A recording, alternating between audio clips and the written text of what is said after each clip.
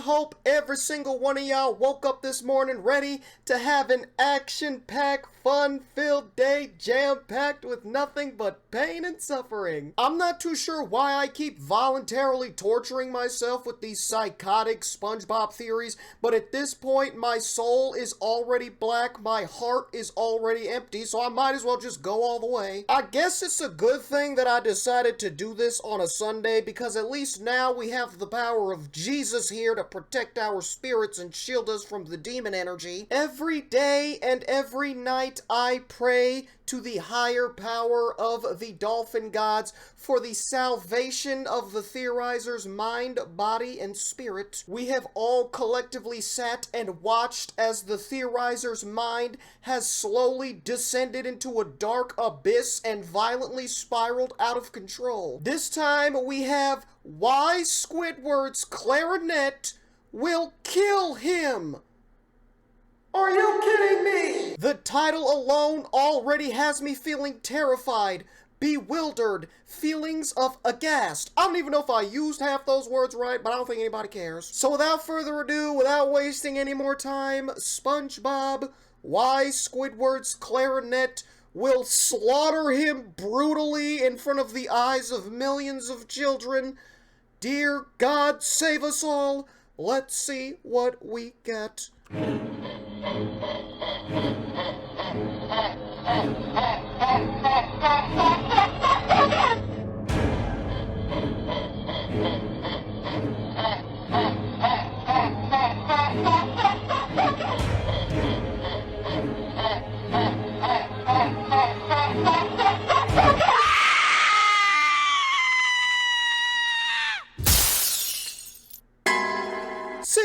See?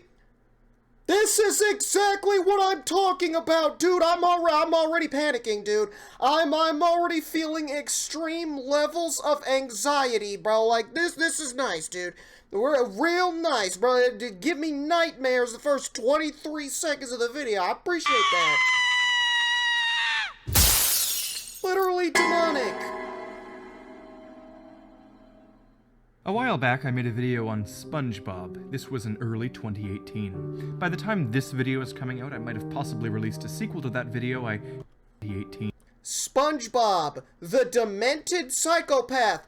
Look at that, bro. The Theorizer made a video detailing his entire life story, bro. That's crazy. By the time this video is coming out, I might have possibly released a sequel to that video. I don't know. I'm writing this in advance. That grand theory is basically about how Spongebob is insane, and the proof for this lies in Squidward. When Squidward gets incredibly mad, he laughs and screams like a maniac and acts sillier than Spongebob, which led me to believe that because Spongebob is like that 24/7, he is in fact completely crazy. And while most of that theory revolved around discussing Squidward and his outbreaks, I never actually delved into what he's got going on. That trip to Clarinet Land, why he so simplistically snaps from little things, his narcissism, all of it. Dude, Squidward so first I'll recap all I've got on Squidward, and then we'll find out what's really going on, because something seriously is.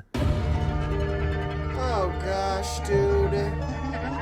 Y'all know the drill. Theorizer told me personally he loves when y'all give him big old juicy spanks on his like and sub, so go show him some love. Hello, I'm the Theorizer, and recapping the Spongebob video, Squidward is a fickle narcissist with a temper as short as Mrs. Friggin' Puff. Squidward, without a doubt, has always been this way, though Spongebob and Patrick have amplified it.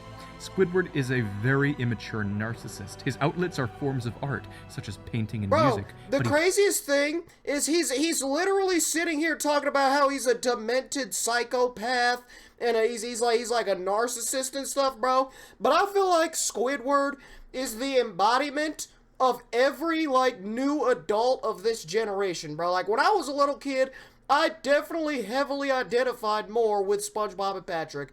But then as I got old into the real world with adult responsibilities, and having to interact with other human beings, I now identify more with Squidward, bro. So I guess I'm some demented, psychopathic narcissist or something, dude. I don't even care, bro. Though Spongebob and Patrick have amplified it. Squidward is a very immature narcissist. His outlets are forms of art, such as painting and music, but he fails at them and scoffs at the idea of him sucking. We've even seen him on a couple of occasions literally hint at suicide. Most notably, the time with the noose. So, he is suicidal. Dude. Bro, this is still one of the most wild SpongeBob clips I have ever seen in my life, dude. He's got the Most bird notably, cage. the time with the noose. So, he is suicidally depressed, and without his two primary outlets, he'd be highly pent up inside, which he is already. He's overstressed, and his trip to Clarinet Land is incredibly symbolic of what happens when he gets hyper-anxious. It's a hallucinated panic attack due to the loss of his clarinet. We get a direct look at his thought process, so let's delve. For those who don't remember this episode, or for those who've been waiting for a theory on it for ages, I'll recap. Squidward puts his clarinet in a safe he shares with SpongeBob, and SpongeBob makes some physically impossible renovations to the safe to better organize its contents. It gets crazier and crazier, and Squidward runs through the now halls of the safe looking for his clarinet. It takes him to curtains, which he pulls back to reveal a land full of clarinets and a massive eagle head. The eagle tells him that this is a sacred place where clarinets roam free, and clarinets cannot be owned by someone. He then eats Squidward, and Squidward falls down, presumably... Bro, I imagine this is what, like, a crazy DMT trip feels like, bro. Like, you just end up in a world of clarinets with some severed head of a giant bald eagle swallowing you whole, bro. I feel like everybody's through the ground into the rest of the eagle's body. He lands in the stomach, where he finds Spongebob, who he tackles to the ground, falling him through a hole into a square room with 2 mirrors. The ceiling closes up, and a couple of alternate universe Squidwards appear in his reflections and do weird actions with the clarinet, taunting him. Squidward runs out of the room to cross a clarinet bridge, which eats him and fires him into a pinball machine of SpongeBob's face, being played by Patrick. Patrick wins Squidward, and Squidward asks what on earth is going on. Patrick tells him eerily that it must be the pressure. Then everything shakes, Patrick runs, and a vacuum, presumably the pressure difference Patrick mentioned, sucks up Squidward, explodes, and it sends SpongeBob and Squidward into space. They hop off of Earth, he catches SpongeBob, and then it's revealed that the whole episode was in his mind, and the pressure of being anxious about his clarinet made him go nuts. SpongeBob approaches and reveals that he had the clarinet this whole time. Squidward, who went nuts because of just a few minutes without his precious clarinet, then flips out. So what does this all mean? So he's literally like he's literally like a crack addict, bro. Like if he doesn't have that clarinet in his pocket like a crack rock, he just completely loses his mind and goes on a rampage, bro. A few minutes without his precious clarinet, then flips out. Squidward's a crackhead, So what does this all mean? Well, it's of course a panic-induced daytime nightmare, all because Squidward was missing his precious clarinet. But why fret over such a tiny item so greatly? Well, that's my theory. Along with his art, it's the only thing keeping him literally alive. This was completely proven by this one episode. He takes a trip to his subconscious where he meets the eagle. The eagle tells him that clarinets need to be free creatures. As for what that truly means, well, that's the fun part.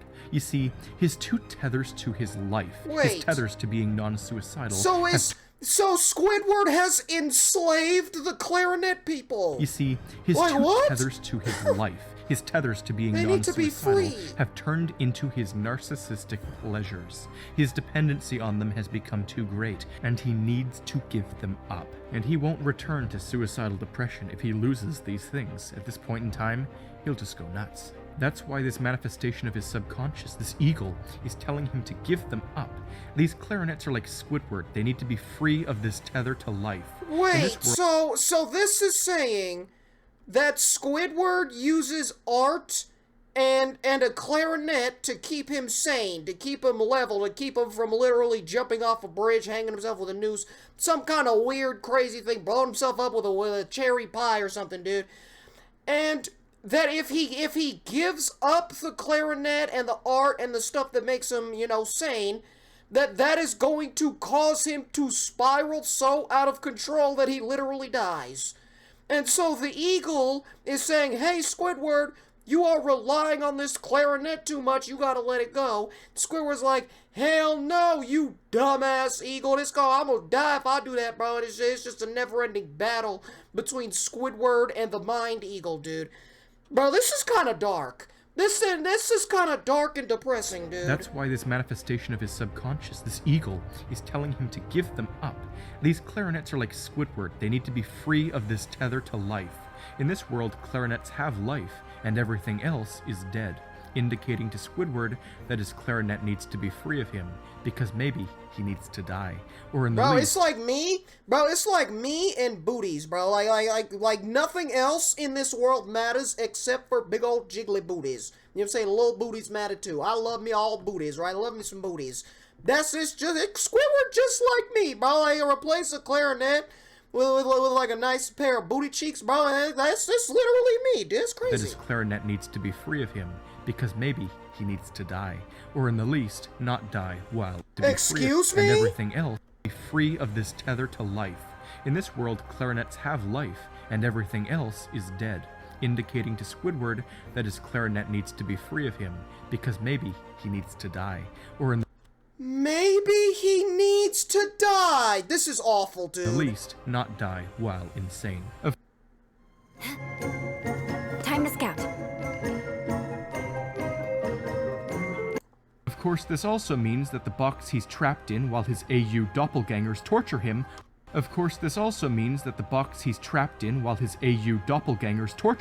represents the fact that he has boxed himself into the fact that he cannot live without the support of a materialistic item.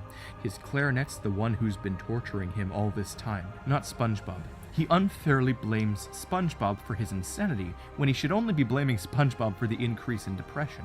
It's his clarinet that has done this to him. Oh yeah, you can't really blame SpongeBob for your insanity, but you absolutely can blame him for your increase in depression and suicidal tendencies.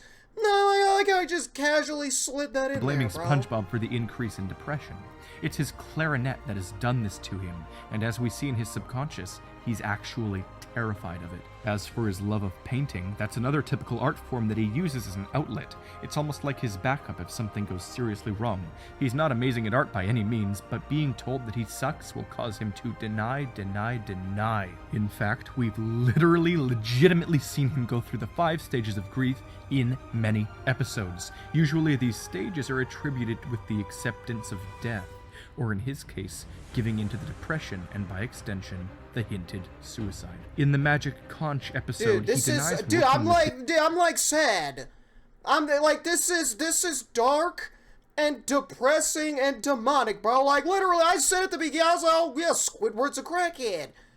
No, he's literally a fucking crackhead, dude. Like, he's become so reliant on the clarinet that if he can no longer get it, he would literally die. And that is exactly what happens with crackheads, bro. They become addicted to the crack, they become reliant on the crack, and they can't get it, and they die through withdrawals, or, you know, they take it too much, they OD and stuff. Bro, Squidward's literally a crackhead, bro. This is insane. His idiotic neighbors. This then he gets is furious. Insane, bro. Then he begins to get bargain, asking the conch for something to eat. Finally, he gets tired and depressed, before finally, at the end of the episode, accepting the insanity around him and giving into the conch. Denial we see hit him many times. People will tell him he isn't good, and he'll deny, then get angry. Then he'll try to do things to get better. I don't give a shit about what... Squilliam's words mean nothing to me anymore, Good. And if you know, and he'll deny, then get angry. Then he'll try to do things to get better. Then he'll get sad and sometimes accept something in the very end. Normally, he only gets to anger, but this process has made its way through him many times, and by the end, he has a mental break. These stages are directly tied to the process of death. Dude, I imagine this right here is exactly what the Theorizer looks like. It's like 3 o'clock in the morning, pitch black in his entire house. The only light radiating in the entire place is just the light from his computer screen as he's just aggressively banging on the keyboard while he's editing all of these psychotic theories, bro. I can just see it now. These stages are directly tied to the process of death. There's like once empty again, milk bottles giving us everywhere. Immediate confirmation that art and his clarinet are what's keeping him alive. a creative outlet. And this is serious, legitimate, real-life psychological business that real people often deal with. And my theory of Squidward's depression borders on being a fact if you simply look at him. Even in the Tiki Tiki episode, after he cries himself to sleep, he wakes up stressed about wanting peace, and after he cries himself to sleep? Bro, like, I'm literally the real-life embodiment of Squidward tennis balls, bro. It's crazy. After he cries himself to sleep, he wakes up stressed about wanting peace. I got a big-ass nose and everything, dude. And then he walks outside to find the Tiki land Spongebob and Patrick created. He thinks it's a mirage, and then he admits to himself saying, "So this is what insanity's like," which is interesting. So he does know that insanity is right around the corner for him. Apparently, he's been at this point before. He then claims that he'll end up in the padded room at the cephalopod hall. He knows all of this, so it's hard to say that he hasn't encountered some form of insanity before. Clearly, he was administered the clarinet and art as coping mechanisms to keep him feeling fulfilled in life. So maybe he isn't a narcissist. Maybe he's just so emotionally tied to what he does, because without it, he'll be dead to himself. That's why he's so angrily denied. See, bro, I knew it, bro. I said maybe I am like a psychopathic narcissist. Turns out I'm not. Turns out I'm not, bro. Turns out I'm just a heroin addict. Everyone who tells him he sucks because he knows he does. And acceptance of that would mean the one thing his therapists fear most. You know, it even makes me wonder if the intelligent Patrick personalities have intentionally put the dumber ones in control more often just because of how emotionless and sadistic they are. We not bringing Patrick back into this. Depressed. They want him to suffer. That's too much for me. Because it really is Patrick who's the root cause of Squidward's increased depression, not as much as Spongebob. The initial cause of this depression, as we've been painfully made aware, was his inability to surpass Squilliam in his schooling, the inability to become anything more than the unpopular butt of jokes. I feel that I don't even gotta explain it, bro. I don't even gotta explain it, bro. Squilliam ain't shit. And if you know, then you know, bro. Schooling, the inability to become anything more you than ain't gotta worry about that, bozo. I feel that we really do see a lot of the show through Squidward's eyes. Spongebob, of course, isn't as nuts as we think. We've seen Squidward hallucinate SpongeBob's laughing many times before. It's all Squidward projecting his internal psychotic laughing onto SpongeBob. I mean, I think we've even seen Squidward's therapist before, although I can't remember.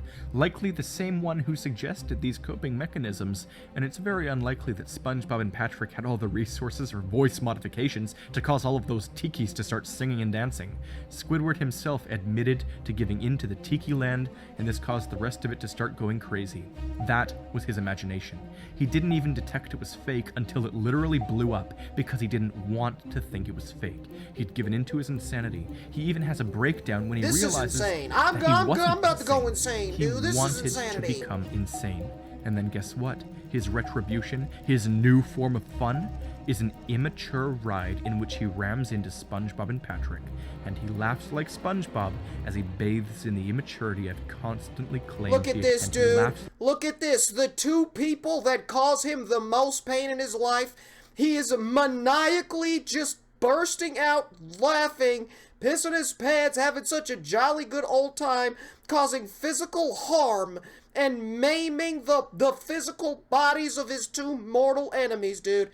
Bro, Squidward really is just like me, taking enjoyment out of violence towards those you hate the most. Like SpongeBob, as he bathes in the immaturity I've constantly claimed he has. But all of this isn't enough. And like all of these SpongeBob SquarePants theories I'm creating, I simply don't have the time or resources to watch every single episode looking for more times where Squidward indicates to us that his clarinet and art are his lifelines. So you guys comment all of the times you can think of when he's indicated these things, because another video will likely be coming soon. You know why? Because all of this is getting very intriguing. Until then, I'm the Theorizer. And when something gets intriguing for this man, it goes off the edge of a cliff, crashes and burns into a volcano. Alright, dude. This is honestly not the direction that I was going, bro. Like, I thought I was gonna just spiral out of control, completely lose my mind to the point where I just dive headfirst out of this second-story window. It says lovely window right here next to me, bro. But this went in a whole different direction. This was a lot more dark and depressing than I thought it was gonna be. I was waiting for psychopathic, demonic things coming out of here, and now I'm just kind of sad and depressed, bro. Turns out Squidward is he's just an addict, bro. He's just addicted to he's addicted to clarinets. He uses clarinets as a crutch for happiness, and he's become so reliant that if it ever gets taken away from him, he's literally going to die, dude. That's literally terrible, bro. That's awful and horrific, bro. I feel so bad for Squidward. Learned something new about myself. Literally, I'm the spiritual embodiment of Squidward. Think about it, right? Squidward, cute as hell. I'm cute as hell. Squidward's addicted to clarinet. I'm addicted to bath salts. Squidward wants to cause physical pain to those he hates the most in this world. He just like me, a aspiring supervillain. You know what I'm saying, dude? But this, bro, I was not expecting this type of ordeal coming out of this at all whatsoever, bro. The Theorizer, still praying for him every single day and night, bro. Now I gotta pray for the health and well-being of the mental stability of Squidward tennis balls, bro. But, oh my gosh, bro, this is not anything that I was expecting.